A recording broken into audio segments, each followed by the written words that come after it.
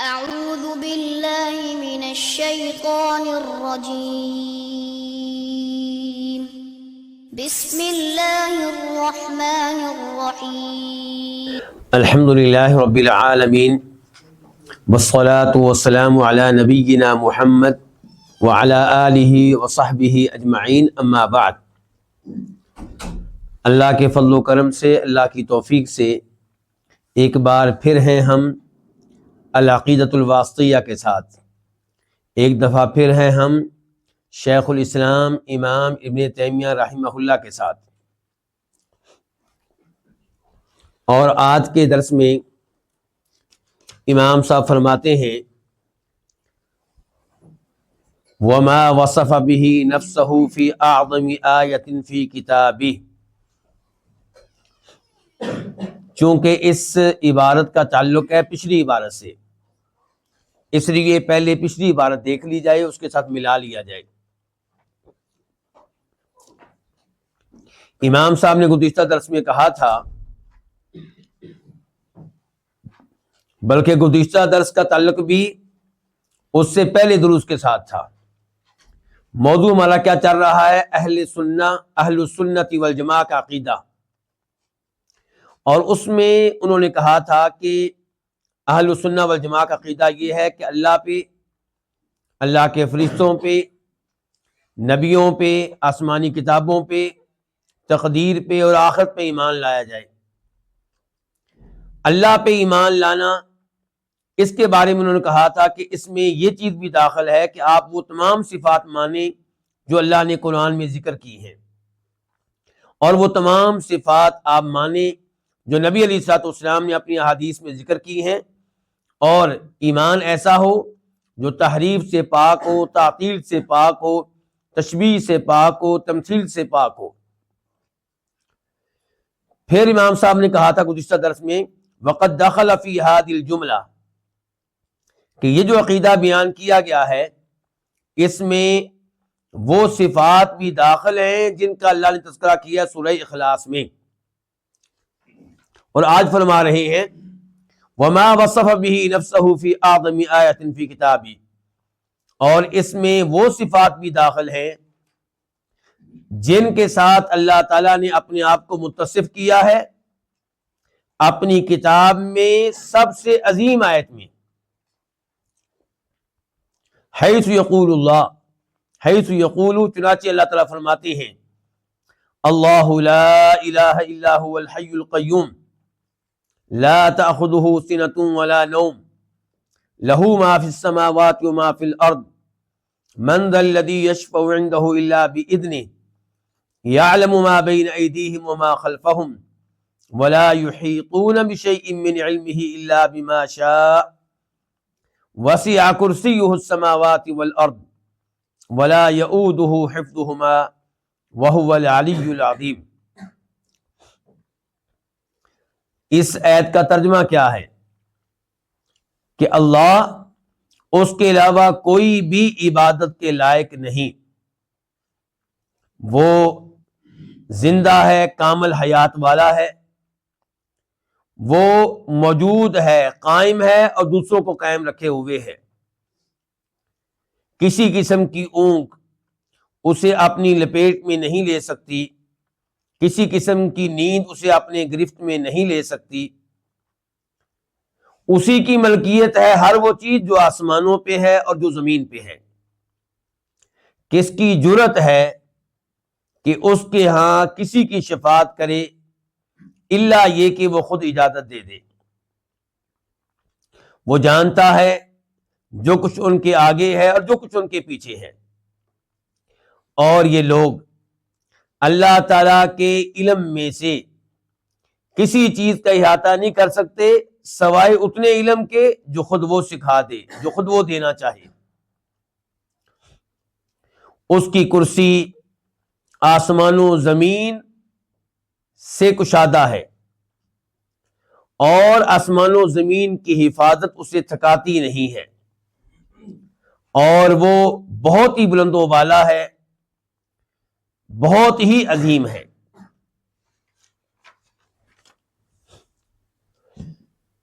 اس آیت کی تفسیر، شرح اور وضاحت سے پہلے اس آیت کی اہمیت، تاکہ ہم جان سکیں کہ امام ابن تیمیہ رحمہ اللہ نے اس آیت کو سورہ اخلاص کے بعد اپنی کتاب میں جگہ کیوں دی ہے۔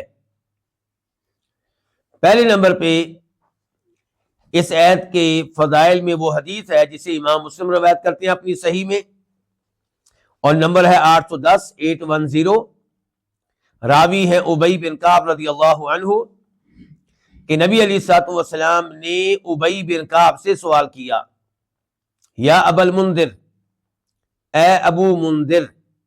یہ ابو منذر کون ہے؟ ابی بن کعب کی کیا ہے؟ کنیت ہے۔ اور عرب جب کسی کو عزت دینا چاہتے تھے تو اسے کنیت سے پکارا کرتے تھے، کنیت سے مخاطب کرتے تھے۔ تو اے ابو منذر، اتدری، کیا آپ جانتے ہیں کہ ایو آیت من کتاب اللہ معک اعظم، کہ تمہارے پاس جو اللہ کا کلام ہے، جو اللہ کی کتاب ہے، اس کتاب میں سب سے عظیم آیت کون سی ہے؟ یہ سوال کس سے کیا گیا ہے؟ ابی بن کعب سے۔ ابی بن کعب کو آپ نے کیوں اختیار کیا اس سوال کے لیے؟ ابی بن کعب کا قرآن کریم سے خاص تعلق ہے، قرآن کریم کے علوم میں وہ بہت آگے تھے۔ نبی علیہ الصلوۃ والسلام نے ابی بن کعب سے ایک بار کہا تھا، اور وہ بخاری شریف کی حدیث ہے، کہ ان اللہ امرنی ان اقرأ علیک القرآن، کہ ابی، مجھے اللہ نے حکم دیا ہے کہ میں تمہیں قرآن کی تلاوت سناؤں، تم سنو اور میں سناؤں۔ عبداللہ بن مسعود سے آپ نے کیا کہا تھا؟ ایک بار عبداللہ بن مسعود سے کہا تھا کہ آپ قرآن پڑھیں اور میں سننا چاہتا ہوں۔ انہوں نے کہا تھا کہ اللہ کے رسول صلی اللہ علیہ وسلم، آپ سے ہم نے قرآن سیکھا اور آپ کے سامنے میں قرآن کی تلاوت کروں؟ تو آپ نے کہا تھا میرا دل چاہتا ہے کہ میں کسی اور سے سنوں۔ تو یہاں پہ آپ نے یہ نہیں کہا کہ اللہ نے حکم دیا ہے، کیا فرما رہے ہیں کہ میرا دل چاہتا ہے، اور یہ نہیں کہا کہ تم سنو اور میں سناؤں گا، نہیں، تم پڑھو میں سنوں گا۔ ابی بن کعب سے کیا کہہ رہے ہیں کہ اللہ نے مجھے حکم دیا ہے کہ تم سنو اور میں سناؤں۔ تو ابی بن کعب کہنے لگے، اللہ کے رسول علیہ الصلوۃ والسلام، کیا اللہ نے باقاعدہ میرا نام لے کر آپ سے کہا ہے کہ آپ مجھے قرآن سنائیں؟ آپ نے کہا ہاں ابی۔ تو ابی ابن کعب نے اس خوشی میں رونا شروع کر دیا کہ اس شہنشاہ نے میرا نام لیا ہے۔ تب نبی علیہ السلام نے سورہ بینہ کی تلاوت کی تھی۔ یہ ہے ابی ابن کعب۔ تو کیوں کہا اللہ تعالی نے کہ ابی کو آپ قرآن کی تلاوت سنائیں؟ اس سے پتہ چلتا ہے کہ ابی ابن کعب کا قرآن کے ساتھ گہرا تعلق ہے، ان کی اس فیلڈ میں، اس میدان میں ایک اہمیت ہے۔ اور یہاں پہ بھی آپ ابی سے سوال کر رہے ہیں کہ ابی، کیا آپ جانتے ہیں کہ قرآن کریم کی سب سے عظیم آیت کون سی ہے؟ قرآن کریم کی سب سے طویل آیت کون سی ہے؟ جی، سورہ بقرہ کی آخری آیت تو نہیں ہے، لیکن آخری آیتوں سے کچھ پہلے، جسے آیت مداینہ کہتے ہیں، یا ایھا الذین آمنوا اذا تداینتم بدین الی اجل مسمی فاکتبوہ۔ یہ ہے سب سے طویل آیت، سب سے لمبی۔ لیکن یہاں سوال یہ نہیں ہے کہ سب سے لمبی کون سی ہے، یہاں یہ ہے کہ شان کے لحاظ سے، مقام کے لحاظ سے، عظمت کے لحاظ سے کون سی آیت دوسری آیتوں سے آگے ہے، ان سے بڑھ کر ہے۔ یہاں سے ہمیں ایک فائدہ ملا۔ فائدہ کیا ملا؟ کہ قرآن کریم اگرچہ ایک اللہ کا کلام ہے، دو کا کلام نہیں ہے، صرف اللہ ہی کا کلام ہے، اس کے باوجود قرآن کریم کا ایک حصہ ممکن ہے دوسرے حصے سے آگے ہو، فضیلت کے لحاظ سے اس سے آگے ہو۔ کئی لوگ اس کا انکار کرتے ہیں، کئی لوگ اس کا کیا کرتے ہیں؟ انکار کرتے ہیں، لیکن ہم سب جانتے ہیں کہ سورہ فاتحہ فضیلت کے لحاظ سے بہت آگے ہے، سورہ اخلاص قرآن کریم کے 1/3 کے برابر ہے، تو اس لیے قرآن کریم کی کئی صورتیں، قرآن کریم کی کئی آیتیں دوسری صورتوں، دوسری آیتوں سے فضیلت کے لحاظ سے آگے ہیں، اور اس میں کوئی تعجب کی بات نہیں ہے۔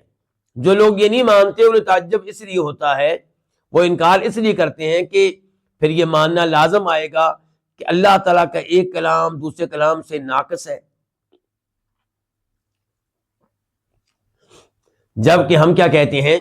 اللہ کے کلام میں کسی قسم کا کوئی نقص نہیں ہے، کسی قسم کا کوئی عیب یا کمزوری نہیں ہے، صرف اتنی بات ہے کہ اللہ کا ایک کلام دوسرے کلام سے افضل ہوتا ہے مضمون کے لحاظ سے، مدلول کے لحاظ سے، جن معانی کا تذکرہ ہو رہا ہے، جس موضوع کا تذکرہ ہو رہا ہے اس کے اعتبار سے۔ اب سورہ اخلاص میں تذکرہ ہے کس کا؟ توحید کا، اللہ کے ناموں کا، اللہ کی صفات کا، اور ساتھ ہی ایک اور صورت ہے سورہ لہب جس کو سورہ مسد بھی کہتے ہیں، تو اس میں تذکرہ کس کا؟ ابو لہب کا۔ اب ایک وہ صورت ہے جس میں تذکرہ اللہ کا، اللہ کی توحید کا، اللہ کے ناموں کا، اللہ کی صفات کا، اور ایک وہ ہے جس میں تذکرہ ابو لہب کا، اس کی بیگم کا۔ تو ظاہر ہے کہ دونوں میں فرق ہوگا، کس لحاظ سے؟ فضیلت کے لحاظ سے۔ تو بہرحال یہ ہمارا عقیدہ ہے، یہ یاد رکھیے گا، بڑی اہم بات ہے یہ کہ ہم یہ ماننے والے ہیں کہ اللہ کے کلام میں ایک حصہ دوسرے حصے سے افضل ہو سکتا ہے، ہم اس کے منکر نہیں ہیں۔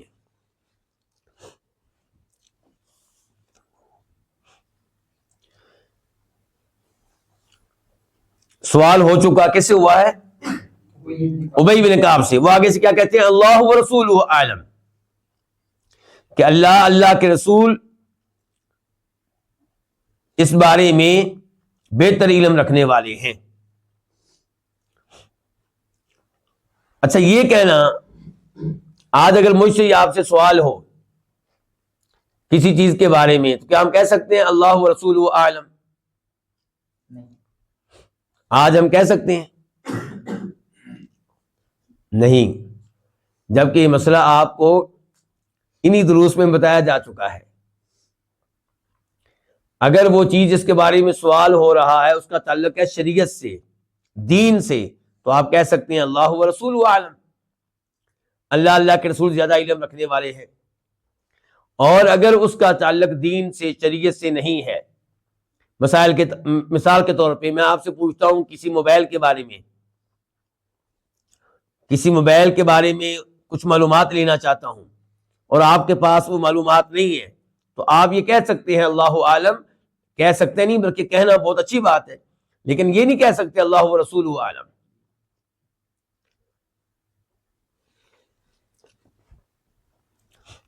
فرددہا مرارا، نبی علیہ الصلوۃ والسلام نے یہ سوال ابی بن کعب سے دوبارہ کیا۔ اچھا، اب ایک دفعہ ابی کہہ چکے ہیں کہ اللہ کے رسول بہتر جانتے ہیں، لیکن آپ پھر سوال کر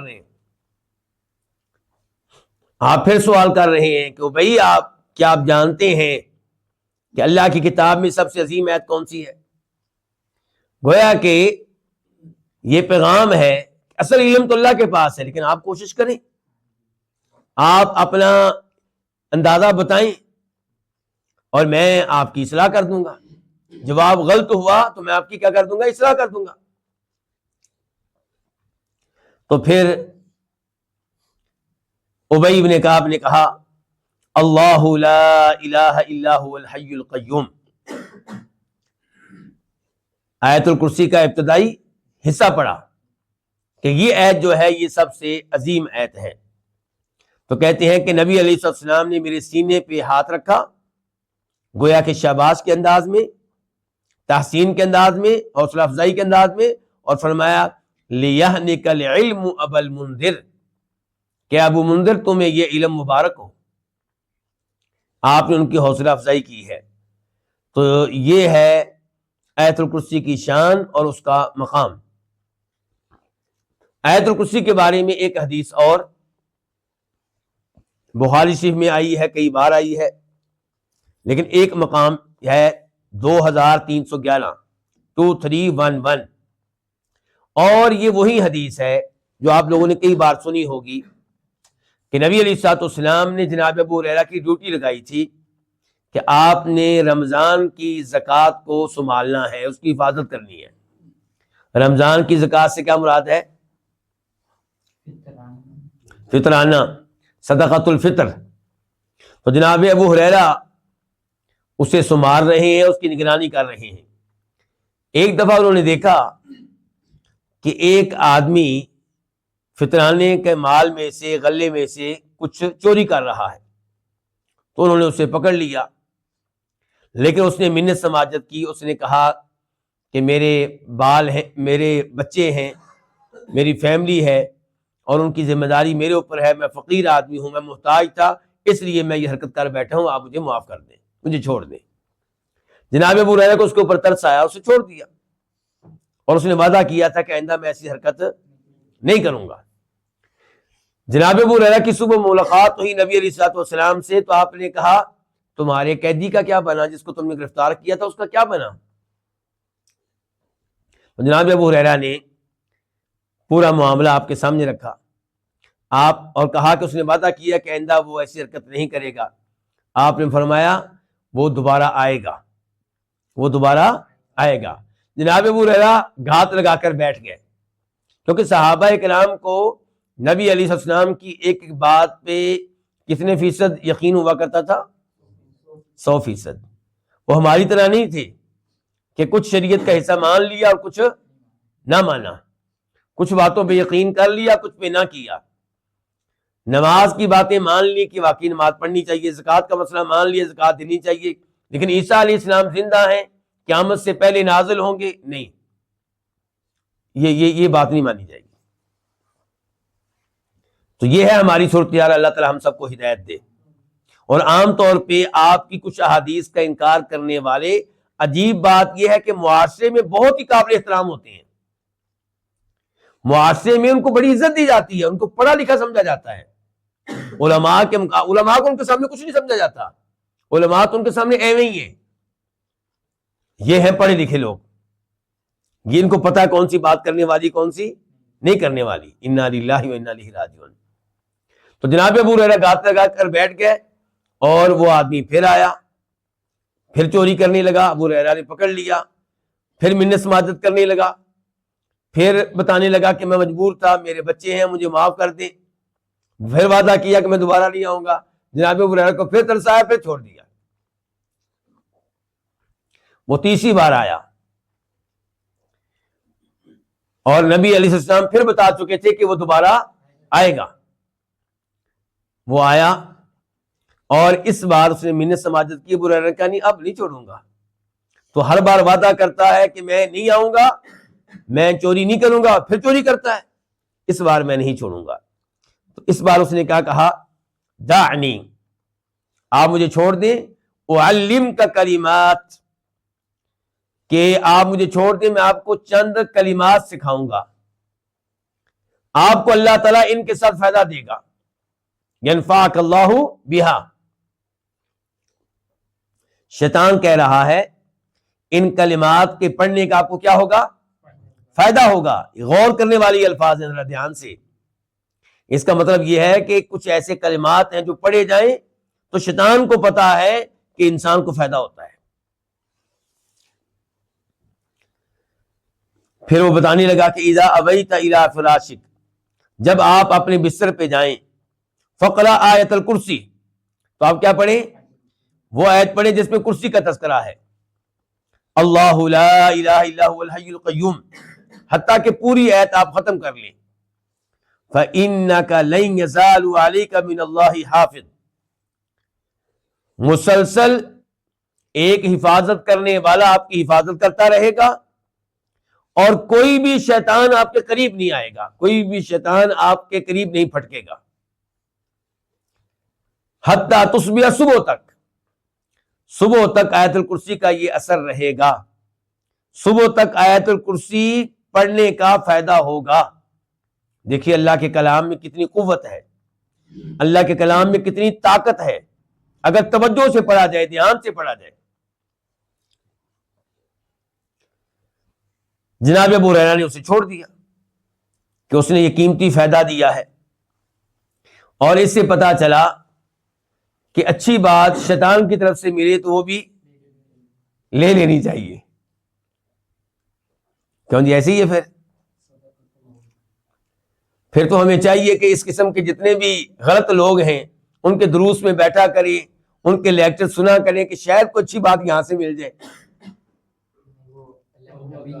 نہیں، کبھی بھی غلط لوگوں کے دروس میں نہ بیٹھیں، بدعتی لوگوں کے دروس میں نہ بیٹھیں، منکرین احادیث کے دروس میں نہ بیٹھیں، جن کے عقیدے میں مسئلہ ہو ان کے دروس میں نہ بیٹھیں، کبھی بھی ان کا درس نہ سنیں۔ جہاں تک تعلق ہے اس بات کا تو جناب ابو ہریرہ نے شیطان کی بات پہ یقین نہیں کیا، نبی علیہ الصلوۃ والسلام کو پوری بات بتائی، اور جب آپ نے یہ کہا کہ اما انہ قد صدقک وہو کذوب، تب ابو ہریرہ کو یقین ہوا۔ نبی علیہ السلام نے فرمایا کہ یہ جو تیرے پاس آیا تھا انتہائی جھوٹا ہے،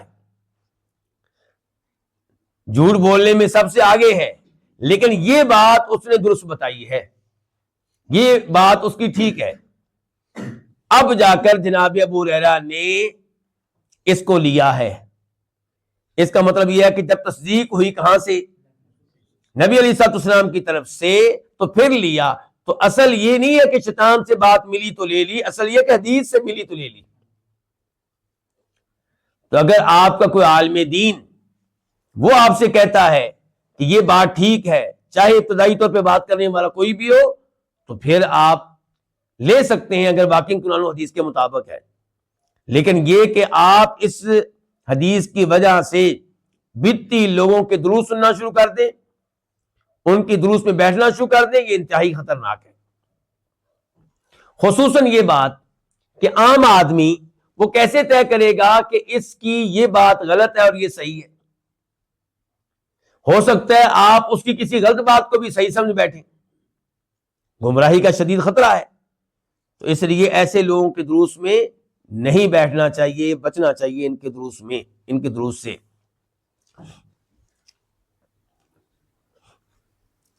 تیسرے نمبر پہ آیت الکرسی کے فضائل میں جو حدیث آپ کے سامنے رکھنا چاہوں گا وہ کیا ہے؟ ابو امامہ روایت کرتے ہیں، نبی علیہ الصلوۃ والسلام نے ارشاد فرمایا من قرأ آیت الکرسی فی دبور کل صلاۃ مکتوبہ، جو ہر فرض نماز کے بعد تلاوت کرے، پڑھے کیا؟ آیت الکرسی، لم یمنعہ من دخول الجنت الا ان یموت، اس کے جنت میں داخل ہونے میں کوئی رکاوٹ نہیں ہے سوائے ایک چیز کے، وہ کیا ہے؟ موت۔ جو ہی فوت ہوگا کہاں جائے گا؟ جنت میں جائے گا۔ اس حدیث کو روایت کیا امام نسائی نے اپنی حدیث کی کتاب السنن الکبریٰ میں، اور وہاں پہ اس کا نمبر ہے 9848 9848، اور شیخ البانی رحمہ اللہ نے اسے صحیح قرار دیا ہے اپنی مشہور و معروف کتاب الصحیحہ میں، نمبر ہے 972 972۔ یہ آخری حدیث جو آپ کے سامنے رکھی گئی ہے، اس کے صحیح اور ضعیف ہونے میں کچھ اختلاف ہے، لیکن صحیح موقف یہی ہے کہ انشاءاللہ یہ حدیث نبی علیہ الصلوۃ والسلام سے ثابت ہے۔ امام ابن القیم رحمہ اللہ فرماتے ہیں کہ شیخ الاسلام ابن تیمیہ رحمہ اللہ ہر نماز کے بعد آیت الکرسی کی تلاوت کیا کرتے تھے۔ ان تین احادیث سے ہمیں پتہ چل گیا کہ اس عظیم آیت کی کیا اہمیت ہے، فضیلت ہے۔ اب آتے ہیں اس کی تفسیر کی طرف، اس کی شرح کی طرف۔ اس میں پہلا جملہ کیا ہے؟ اللہ لا الہ الا ہو، اللہ اس کے علاوہ کوئی بھی عبادت کے لائق نہیں ہے۔ یہ جملہ دلالت کر رہا ہے اس بات پہ کہ اللہ رب العزت اکیلے ہی ہر عبادت کے حقدار ہیں، اللہ کے علاوہ کوئی بھی نہیں ہے جو ہماری طرف سے کسی سجدے، کسی رکوع اور کسی اور عبادت کا حقدار ہو۔ یہ ہمیں کہاں سے پتا چلا؟ اس حصر سے جو یہاں پہ موجود ہے، لا الہ الا ہو، اس بات اور نفی، اس بات اور نفی، لا الہ کوئی بھی معبود نہیں، کیا ہو گیا؟ نفی، الا ہوا سوائے اللہ کے کیا ہے؟ اس بات۔ تو نفی اور اس بات یہ حصر کے لحاظ سے سب سے آگے ہیں۔ تو یہاں سے پتا چلا کہ اللہ کے علاوہ کوئی بھی نہیں ہے جو کسی قسم کی عبادت کے لائق ہو۔ اور میرا اور آپ کا موضوع کیا ہے؟ اللہ تعالیٰ کی صفات، اللہ تعالیٰ کے نام۔ آیت الکرسی کیوں آئی ہے آج؟ ہمارا مین موضوع کیا چل رہا ہے؟ اللہ تعالیٰ کے نام اور اللہ کی صفات۔ یہاں پہ کیا آیا ہے؟ نمبر 1 اللہ کا نام کیا؟ اللہ۔ یہاں سے پتا چلا اللہ کے نام اللہ کا، اور یہ اللہ تعالیٰ کا وہ نام ہے جو بطور عالم استعمال ہوتا ہے، اور یہ اللہ کا وہ نام ہے جو باقی تمام ناموں کو متضمن ہے۔ اس سے اللہ کے باقی ناموں کا بھی پتا چلتا ہے، اور اللہ تعالیٰ کی ایک صفت کا بھی پتا چلا یہاں سے، وہ کیا ہے؟ الوہیت، کہ اللہ تعالیٰ ہی عبادت کے حقدار ہیں۔ اس کے بعد اللہ لا الہ الا ہو الحی القیوم، وہ زندہ ہے، کامل حیات والا ہے، القیوم وہ قائم ہے اور دوسروں کو قائم رکھے ہوئے ہے۔ اب آئیں الحج کی طرف۔ الحی تو انسان بھی ہے، یخرج الحی، اللہ تعالیٰ زندہ کو نکالتا ہے کس سے؟ مردہ سے۔ زندہ انسان نکلتا ہے مردہ نطفے سے۔ تو انسان کو اللہ نے کیا کہا ہے؟ الحی۔ تو اللہ تعالیٰ بھی حی ہے اور انسان بھی حی ہے، تو یہ تو معاملہ ایک جیسا ہو گیا۔ جبکہ ہمارا موضوع یہی چل رہا ہے کہ اللہ تعالیٰ کے ناموں میں، اللہ کی صفات میں کوئی اللہ کا شریک نہیں ہے۔ تو کیا کیا جائے یہاں پہ؟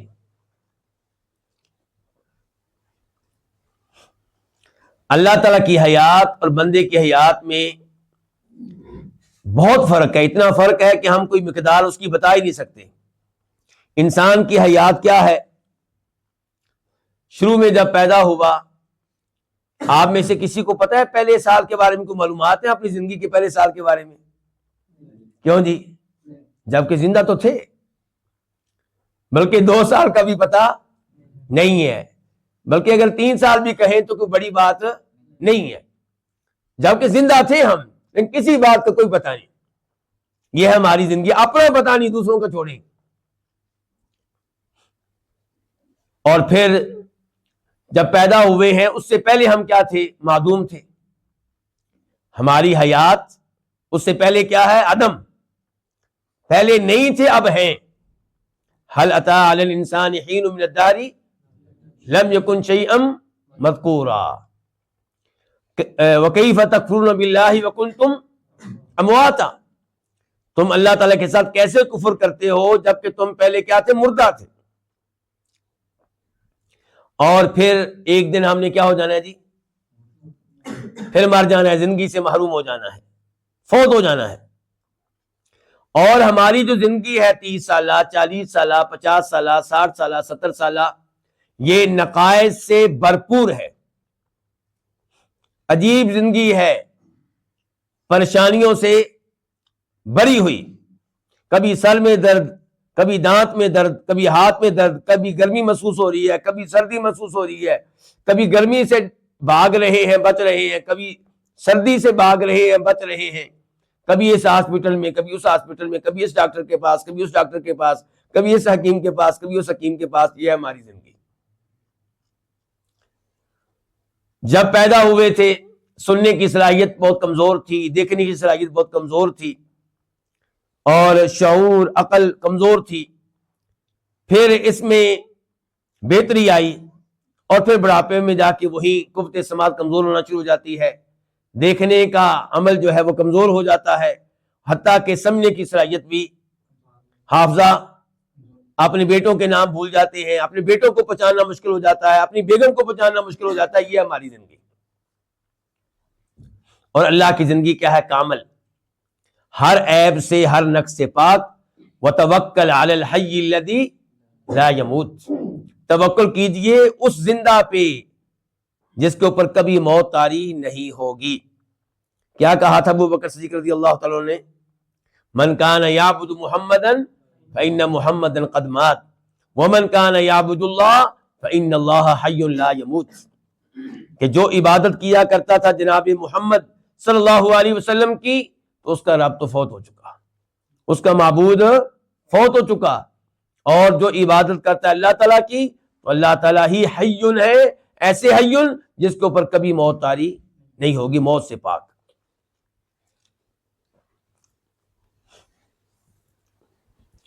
تو اللہ بھی حی ہے اور بندہ بھی حی ہے، لیکن یہ الحی ان کے انسان اس الحی کی طرح بالکل نہیں ہے، آپس میں کوئی مماثلت نہیں ہے، کوئی مشابہت نہیں ہے۔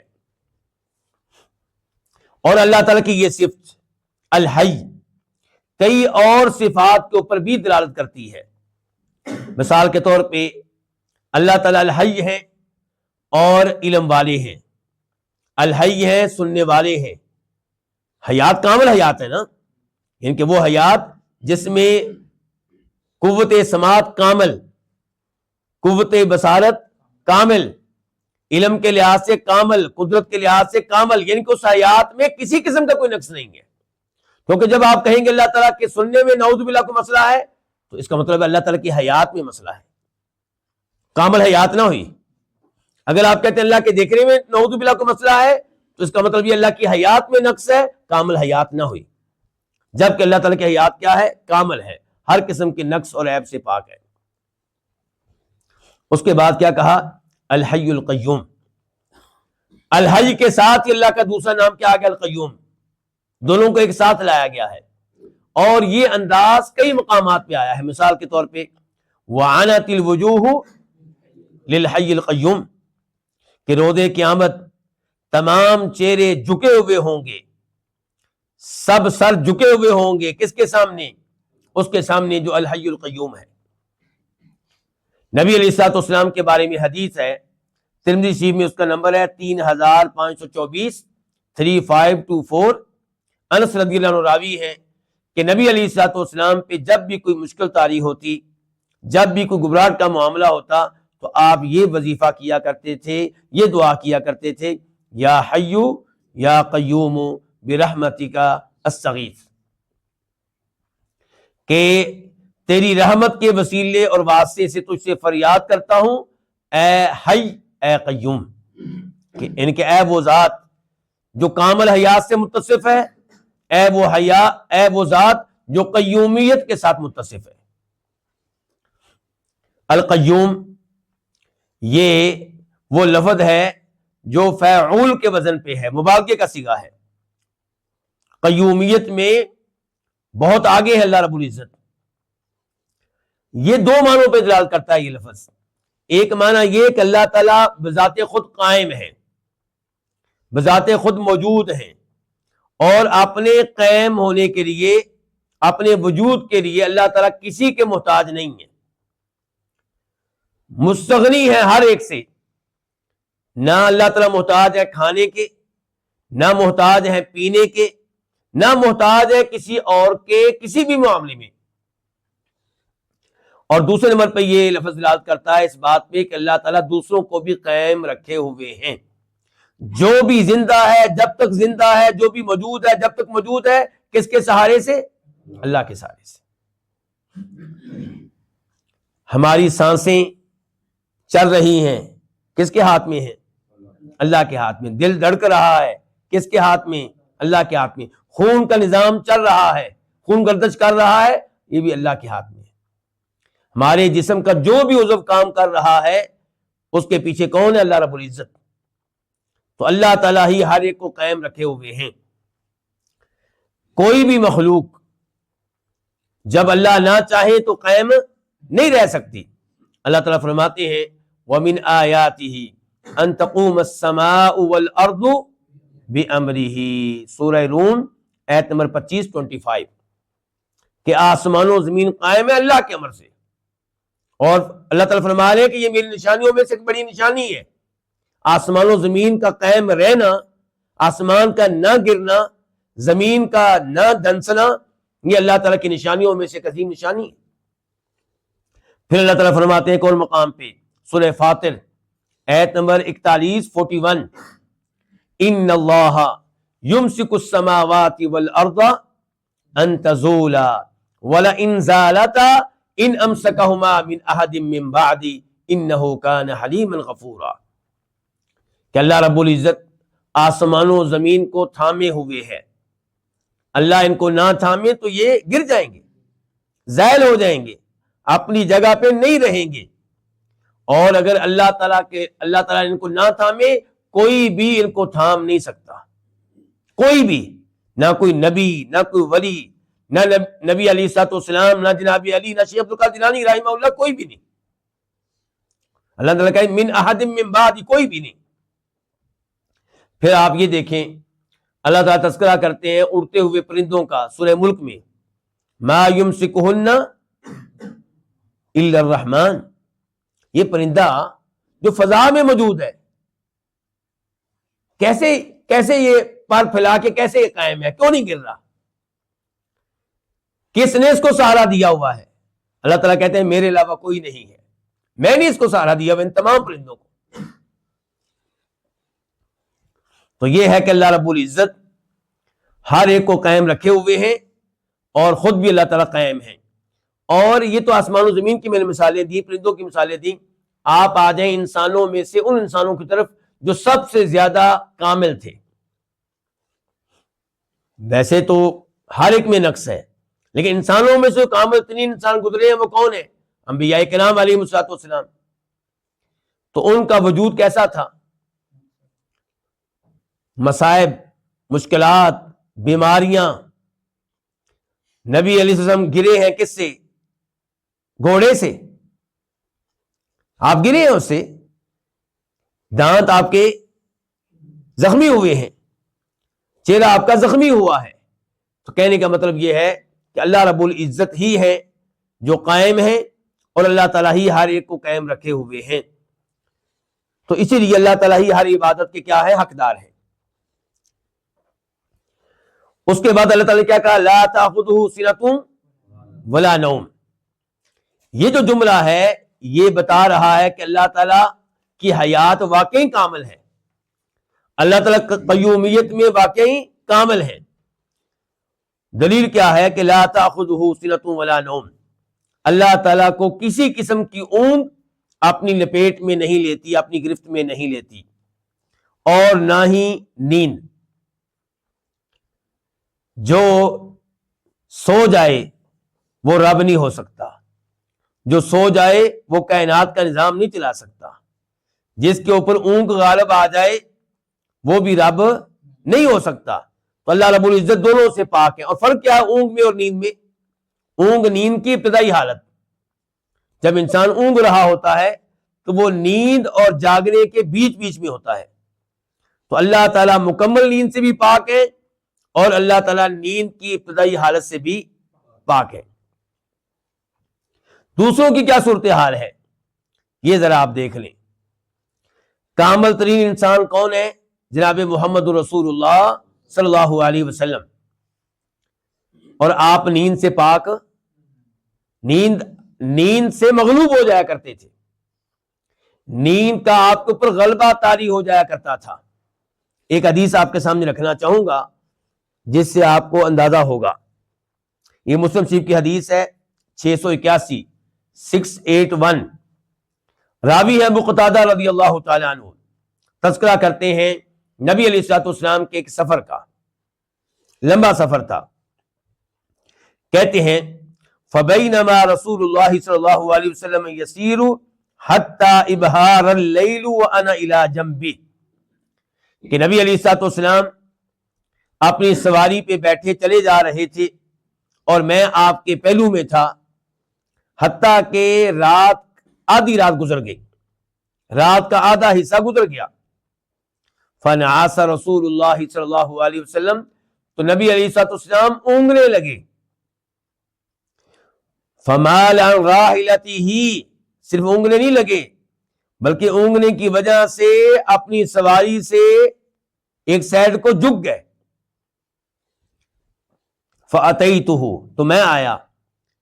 فَدَعَمْتُهُ مِنْ غَيْرِ أَنْ أُوقِظَهُ میں نے آپ کو سہارا دیا, آپ کی نیند خراب نہیں کی, آپ کو بیدار نہیں کیا, آپ کو سہارا دیا. حتیٰ اعتدل علی راحلتہ حتیٰ کہ آپ اپنی سواری پہ سیدھے ہو کے بیٹھ گئے. اونگنے لگے ہیں, سہارا کس نے دیا؟ آپ کے امتی نے, آپ کے صحابی نے آ کے آپ کو سہارا دیا ہے. تو ایک تو یہ طے ہوا کہ مشکل کشا کون؟ نبی علیہ الصلوۃ والسلام مشکل کشا ہوتے تو دوسروں کو آ کے آپ کو سہارا نہ دینا پڑتا اور نیند سے بھی مغلوب نہ ہوتے.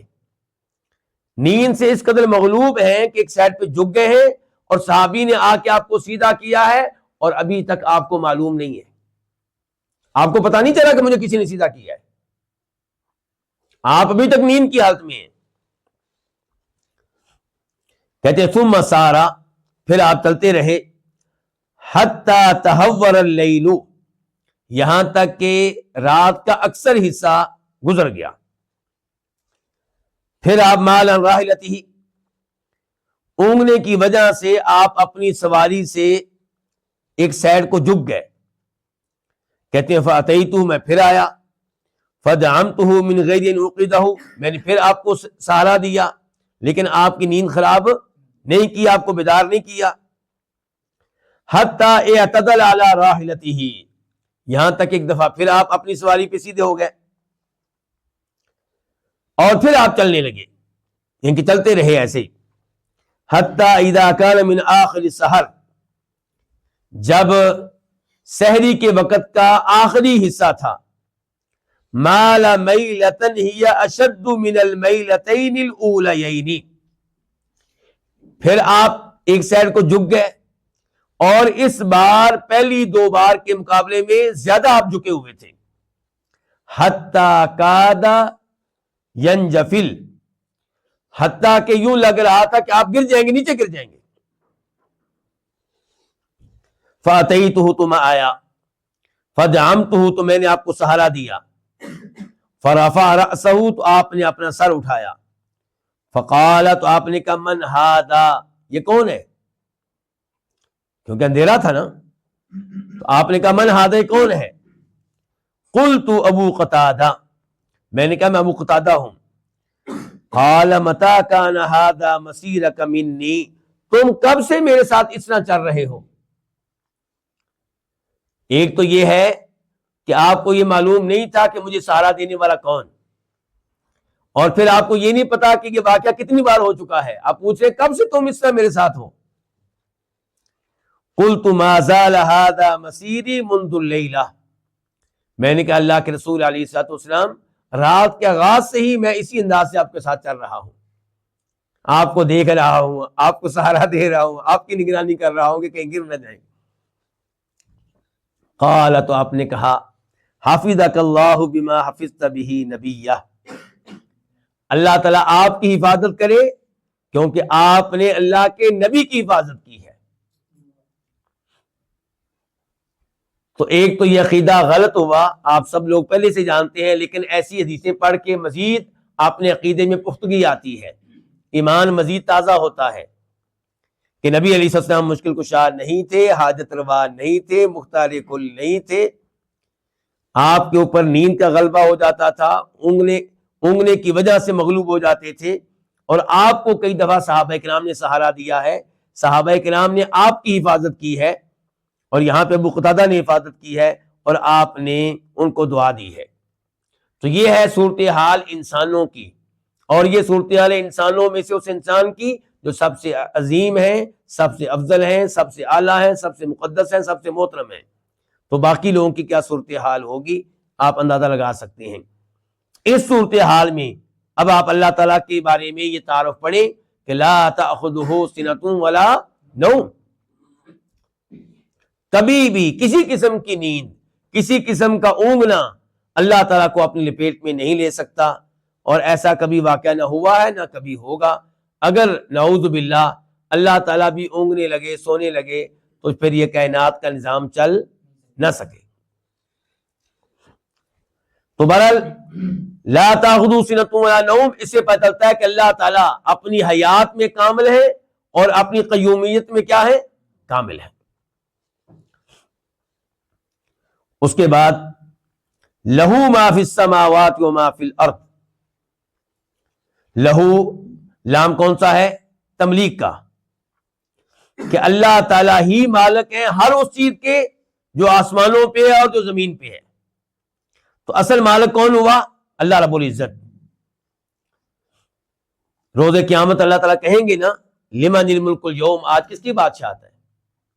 تو اس کا مطلب یہ ہے کہ پہلے کس کی بادشاہت تھی؟ روز قیامت اللہ تعالیٰ کہیں گے نا آج کس کی بادشاہت ہے؟ جواب آئے گا آج تو اللہ ہی کی ہے۔ پہلے کس کی تھی؟ پہلے بھی اللہ کی تھی، لیکن کئی لوگ سمجھتے تھے کہ ہم بھی مالک ہیں، جیسے میں اور آپ بھی سمجھتے ہیں کہ میرا گھر میں اس کا مالک ہوں، آپ سمجھتے ہیں آپ کا گھر آپ اس کے مالک ہیں، جو لباس آپ نے پہننا ہے اس کے مالک آپ اپنے آپ کو سمجھتے ہیں، اور میں اپنے لباس کو سمجھتا ہوں کہ میں اس کا مالک ہوں۔ تو دنیا میں کئی ایسے بادشاہ ہیں جن کو یہ دعویٰ ہے کہ ہم مالک ہیں اس چیز کے اس چیز کے، لیکن اس دن ہر ایک کو احساس ہو جائے گا کہ مالک ایک اللہ رب العزت ہی ہے۔ تو یہاں پہ اللہ تعالیٰ نے اپنی ملک کا تذکرہ کیا ہے کہ لہو ما فی السماوات و ما فی الارض، اور یہ وعدے ہوا کہ اللہ تعالیٰ مالک ہیں ہر چیز کے، آسمانوں پہ کوئی چیز ہو یا زمین پہ کوئی چیز ہو، کسی مسلمان کے پاس ہو یا کسی کافر کے پاس ہو، ہر چیز کے ایک ایک چیز کے اللہ رب العزت کیا ہے؟ مالک ہے۔ من ذا الذی یشفع عندہ الا باذنہ، کس کی جرأت ہے کہ اللہ رب العزت کے ہاں کسی کی شفاعت کر سکے اللہ رب العزت کی اجازت کے بغیر؟ یہاں سے بھی یہ ثابت ہو رہا ہے کہ مالک اللہ رب العزت ہی ہے، کیونکہ اگر اللہ رب العزت کے ہاں کوئی شفاعت کرے اللہ تعالیٰ کی اجازت کے بغیر، اس کا مطلب یہ ہوگا کہ اللہ تعالیٰ کا ملک جو ہے وہ کامل نہیں ہے، اللہ تعالیٰ کا مالک ہونا اس میں کمال نہیں ہے، لیکن من ذا الذی یشفع عندہ الا باذنہ نے بتا دیا کہ اس میں کمال ہے۔ شفاعت کا مالک بھی اللہ رب العزت ہے۔ قل للہ الشفاعۃ جمیعا، آپ کہہ دیجئے ساری کی ساری شفاعت کا مالک اللہ ہے، وہاں پہ بھی لام تملیک ہے، یعنی کہ شفاعت ماننا تو بہت بات کی بات ہے، شفاعت کرنا، شفاعت کرنے کی جرأت اور جسارت کرنا اللہ کے سامنے، یہ اس کا بھی کوئی مالک نہیں ہے۔ یہ بھی اللہ اجازت دیں گے تو کوئی ایسا کر سکے گا، ورنہ کوئی بھی ایسا نہیں کر سکے گا، نہ کوئی ولی، نہ کوئی نبی، نہ کوئی فرشتہ، نہ کوئی اور۔ وَكَم مِّن مَلَكٍ فِي السَّمَاوَاتِ لَا تُغْنِي شَفَاعَتُهُمْ شَيْئًا إِلَّا مِن بَعْدِ أَن يَأْذَنَ اللَّهُ لِمَن يَشَاءُ وَيَرْضَىٰ وَلَا يَشْفَعُونَ إِلَّا لِمَنِ ارْتَضَىٰ وَهُم مِّن خَشْيَتِهِ مُشْفِقُونَ۔ فرشتوں کی یہ صورتحال ہے کہ اللہ سے ڈرتے ہی رہتے ہیں۔ تو یہاں پہ تذکرہ آیا ہے دو چیزوں کا، دو طرح کی شفاعت کا تذکرہ آیا ہے اس آیت کے اس جملے میں۔ ایک یہ ہے کہ اللہ تعالیٰ کے ہاں شفاعت ممکن ہے، اور ایک تذکرہ یہ آیا ہے کہ اللہ تعالیٰ کے ہاں شفاعت ممکن نہیں ہے۔ ایک شفاعت کا اثبات آیا ہے اور ایک شفاعت کی کیا آئی ہے؟ نفی آئی ہے۔ کون سی شفاعت کا اثبات آیا ہے اور کون سی شفاعت کی نفی آئی ہے؟ نفی آئی ہے اس شفاعت کی جس کا عقیدہ رکھتے تھے کفار اور مشرکین۔ کیا کہتے تھے؟ وَيَعْبُدُونَ مِن دُونِ اللَّهِ مَا لَا يَضُرُّهُمْ وَلَا يَنفَعُهُمْ وَيَقُولُونَ هَؤُلَاءِ شُفَعَاؤُنَا عِندَ اللَّهِ، کہ اللہ کے علاوہ اوروں کی عبادت کرتے ہیں، پوچھا جائے کیوں ان کی عبادت کرتے ہو؟ یہ رب تو نہیں ہے، یہ اللہ تو نہیں ہے، ان کی عبادت کیوں کرتے ہو؟ کہتے تھے کہ ہم بھی مانتے ہیں کہ یہ رب نہیں ہے، یہ معبود نہیں ہے، لیکن یہ اللہ تعالیٰ کے ہاں ہماری شفاعت کرنے والے ہیں۔ اور یہی عقیدہ آج بھی ایسے لوگوں کا ہے جو کلمہ پڑھتے ہیں، لیکن کلمہ پڑھنے کے باوجود قبر والوں کو، فوت شدگان کو، اور جن کو وہ بزرگ سمجھتے ہیں ان کی عبادت کرتے ہیں، عبادت میں انہیں اللہ کا شریک بناتے ہیں، اور دعویٰ یہ ہے کہ بس ہم ان سے شفاعت چاہتے ہیں اور ہمیں کچھ نہیں چاہیے۔ لیکن شفاعت کے نام پہ ان کی عبادت شروع کر دینا اور یہ عقیدہ رکھنا کہ یہ واقعی شفاعت کرے گا، یہ بھی جرم ہے۔ کچھ پتہ نہیں کس کو شفاعت کا موقع ملے گا، کس کو نہیں ملے گا۔ البتہ انبیاء کرام کا تذکرہ آ چکا، اور یہ بھی تذکرہ آ چکا کہ کئی مومن بھی کریں گے، لیکن کون سا مومن کرے گا یہ ہم گارنٹی نہیں دے سکتے۔ جس کے بارے میں ہم یہ خیال کرتے ہیں کہ یہ شفاعت کرے گا، اس کے بارے میں ہم یہ گارنٹی نہیں دے سکتے وہ خود پاس ہو سکے گا کہ فیل ہوگا، خود وہ اہل جنت میں سے ہوگا یا ان میں سے ہوگا جو جنت سے محروم رہیں گے۔ تو یہ پکا عقیدہ رکھنا کہ یہ شفاعت کرے گا یہ بھی جرم، اور پھر یہ کہ اس کی عبادت شروع کر دینا شفاعت کے نام پہ، یہ دوسرا بڑا جرم ہے۔ تو اللہ رب العزت نے ان تمام امور کی نفی کی ہے قرآن کریم میں کئی مقامات پہ۔ البتہ اس جملے سے پتہ چلا کہ ایک شفاعت وہ ہوگی جو درست ہوگی، اور وہ ہوگی جو اللہ کے اذن سے ہوگی، جو اللہ کی مشیت سے ہوگی۔ اللہ کی اذن کے بغیر، اللہ کی مشیت کے بغیر کسی کی یہ جرت نہیں ہوگی کہ اللہ کے ہاں شفاعت کر سکے۔ مشہور و معروف حدیث ہے، میں اور آپ سب جانتے ہیں، کئی دفعہ آپ نے سنی ہوگی کہ روز قیامت جب لوگ میدان حشر میں ہوں گے اور سورج بہت قریب ہوگا، اپنے اپنے گناہوں کے مطابق سینے میں ڈوبے ہوئے ہوں گے، پھر شفاعت کے لیے لوگ رابطہ قائم کریں گے آدم علیہ السلام سے، لیکن وہ معذرت کر لیں گے، اور جو الفاظ کہیں گے وہ قابل غور ہیں۔ کیا کہیں گے؟ نفسی نفسی، کہ مجھ میں شفاعت کرنے کی کوئی جرت نہیں ہے، مجھے تو اپنی فکر ہے۔ ان ربی قد غضب اليوم غضبا لم یغضب قبلہ مثلا ولن یغضب بعدہ مثلا۔ رب العالمین آج بڑے غصے میں ہیں، اتنے غصے میں اللہ رب العزت نہ پہلے کبھی تھے نہ آئندہ کبھی ہوں گے۔ تو مجھ میں شفاعت کی جرت نہیں ہے، کسی اور کے پاس چلے جاؤ، نوح کے پاس چلے جاؤ علیہ الصلوۃ والسلام، پھر ابراہیم علیہ السلام، موسیٰ علیہ السلام، عیسیٰ علیہ السلام، اور بالآخر معاملہ پہنچے گا آخری نبی جناب محمد رسول اللہ صلی اللہ علیہ وسلم کے پاس۔ یہیں پہ آج کے درس کا اختتام کرتے ہیں، انشاءاللہ آیت الکرسی کو آئندہ درس میں مکمل کریں گے۔ وآخر دعوانا الحمدللہ رب العالمین۔